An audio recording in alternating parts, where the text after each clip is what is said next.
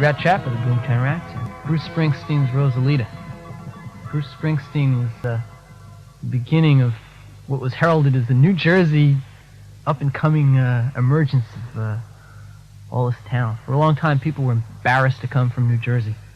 People just never admitted it. They all said they were from New York. And for someone born and raised deep in the bosom of suburbia, it was quite traumatic. Really had no sense of identity. There was never a downtown, no place to hang out, except shopping centers. It wasn't until came into vogue, people like Phoebe Snow and Springsteen, Patti Smith, coming out from the wilds of Jersey, finally gave credibility for a nice kid from the suburbs. Inspired me to take it seriously, to say, hey, well, I could do it.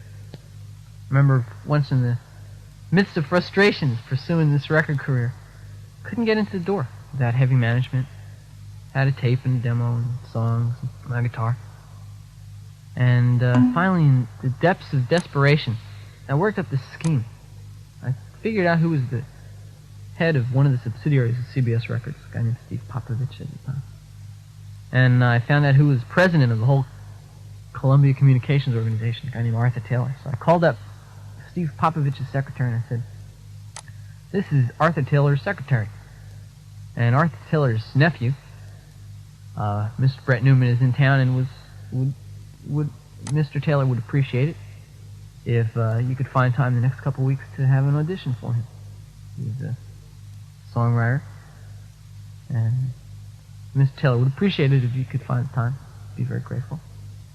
And of course, the secretary said, "Oh yes, of course." And so I gave my roommate's phone number and fictitious name, not to besmirch my name. And all my friends laughed at me. They said, "That's ridiculous, Dean. That'll never work." And the next morning, at 10 o'clock, they got a phone call. Hello, this is Steve Popovich's office from Epic. And we were wondering whether you're free in the next couple of days. Come in, like to hear some of your stuff, hear good things about it. And it was hysterical. Cut about 2 months of footwork and trying to get into the door. It was a simple phone call.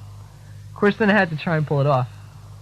I figured, well, might as well play it to the hilt. So I walked in there, into the office, and sat down.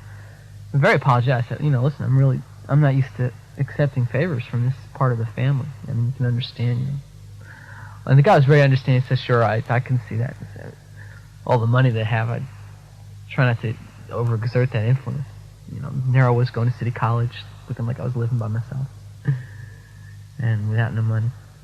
Well, I messed up the audition. I didn't get the deal, but I got another addition to my wallpaper, which was made up of rejection letters from every major label in America. But then I was patient and waited. Finally came around. And now it's, I don't know, it's crazy just seeing the industry from this side, where music's going, the evolution of it, the people that are going to assume their place soon. The things that are recently classics, the artists that are just gradually, that have been around for a while, that are becoming superstars. Here's one of my favorite records by Boz Scaggs.